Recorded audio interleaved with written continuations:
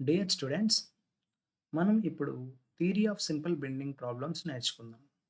ఇందులో first problem వచ్చి మనకు ఏ wooden plank of 300 width and 50 thickness is used to bridge a gap of 3 meters long. A man weighing 1000 newtons is standing at the middle of the plank.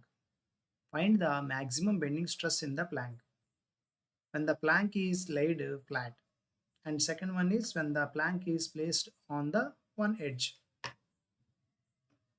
So, అంటే ఈ ప్రాబ్లమ్‌లో మనకు ఒక Planck యొక్క width ఎంత 300 and thickness is 50 దీని length వచ్చి 3 metres.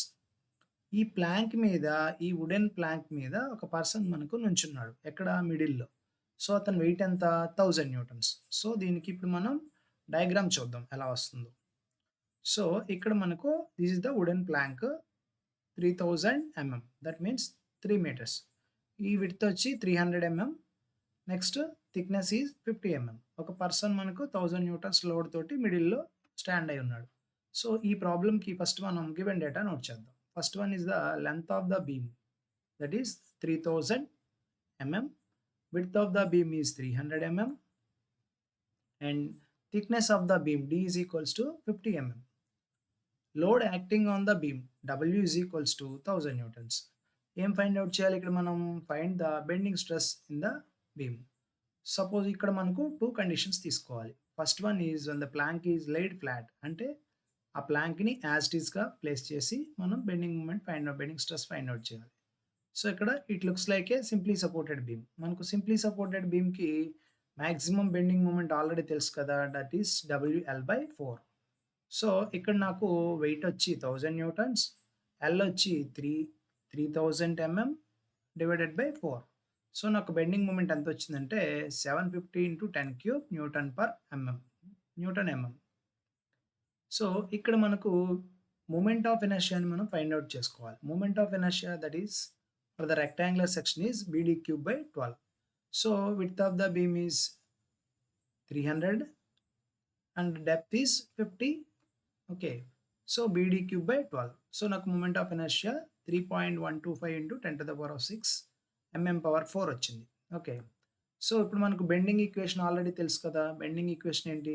M/I is equal to సిగ్మా/Y is equals to E/R. So, ఇప్పుడు మనకు ఇందులోంచి ఏం చేయాలంటే only I want bending stress. Bending stress కావాలి కాబట్టి నేను ఈ 4 టర్మ్స్‌ని తీసుకుంటున్నా. M/I is equals to సిగ్మా/Y. ఇప్పుడు నాకు బెండింగ్ స్ట్రెస్ ఏమవుతుంది? Sigma M/I into Y. మరి what is meant by Y? Y అంటే ఏంటి? Y ఈజ్ నథింగ్ బట్ మనకు centroid of the rectangular section that is D/2. So, ఇక్కడ మనం వాల్యూస్ సబ్స్టిట్యూట్ చేస్తే 750 into 10 cube into 25 divided by 3.125 into 10⁶. So, ఈ value calculate చేస్తే మనకు 6 Nm² వచ్చింది. Okay. When the beam is placed flat. Second condition చూద్దాం ఇప్పుడు. When the plank is placed on one edge. So, ఈ ప్లాంక్‌ని ఏం చేశారంటే ఇక్కడ మనం ప్లాంక్ షేప్ ఇలా ఉంది కదా! ఇది హారిజాంటల్‌గా ప్లేస్ చేసి ఉంది. ఇప్పుడు దీన్ని ఏం చేశానంటే రొటేట్ చేసి వర్టికల్‌గా పెట్టాను. అంటే లెంగ్త్ కాన్స్టెంట్‌గానే ఉంటుంది. ఈ విడ్త్ ఏమో డెప్త్ అవుతుంది. డెప్త్ ఏమో విడ్త్ అవుతుందనమాట. ఓకే. దీన్ని రొటేట్ చేసాం. సో, రొటేట్ చేస్తే మనకి ఎలా వస్తుందంటే ఇప్పుడు చూద్దాం.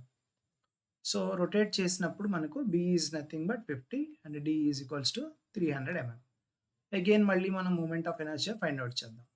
Moment of inertia I is equals to BD cube by 12. ఇక్కడ మనకు B వాల్యూ, D వాల్యూ అనేది చేంజ్ అయింది.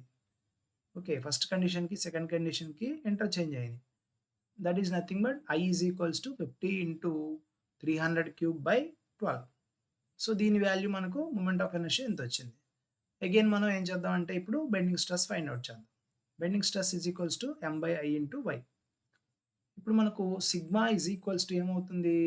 750 into 10 cube into 150 divided by 112.5 into 10⁶. So, ఇక్కడ మనకు బెండింగ్ స్ట్రెస్ వచ్చి 1 Nm² వచ్చింది. మీరు అబ్జర్వ్ చేస్తే ఒక బీమ్‌ని మనం ఇలా తీసుకున్న బీమ్‌ని ఈ డైరెక్షన్‌లో ఫ్లాట్‌గా పెడితే మనకి బెండింగ్ ఎక్కువొస్తుందా ఇలాగా? అదే రొటేట్ చేసి పెడితే మనకు బెండింగ్ ఎక్కువొస్తుందా? యెస్. మనకు బీమ్‌ని ఫ్లాట్‌గా పెడితే అంటే థిక్‌నెస్ తక్కువగా ఉన్నది వర్టికల్‌గా పెడితే మనకు బెండింగ్ అనేది ఎక్కువుంటుంది కదా! ఇలా. అదే సపోజు థిక్‌నెస్ ఎక్కువున్నది బెండింగ్‌లో కనుక పెడితే ఇది చాలా తక్కువుంటుందనమాట. ఓకే. సో, ఇక్కడ మనకు బెండింగ్ అనేది తగ్గడం వల్ల మనకు ఆటోమేటిక్‌గా స్ట్రెస్ వాల్యూస్ కూడా ఫస్ట్ కండిషన్‌లో స్ట్రెస్ ఏమో 6 న్యూటన్ పర్ ఎంఎం స్క్వేర్ వచ్చింది. సెకండ్ కండిషన్‌లో 1 న్యూటన్ పర్ ఎంఎం స్క్వేర్ వచ్చింది. అర్థమైంది గదా అందరకు? For more videos you can contact DDR Tuitions. Thank you one and all. Thank you.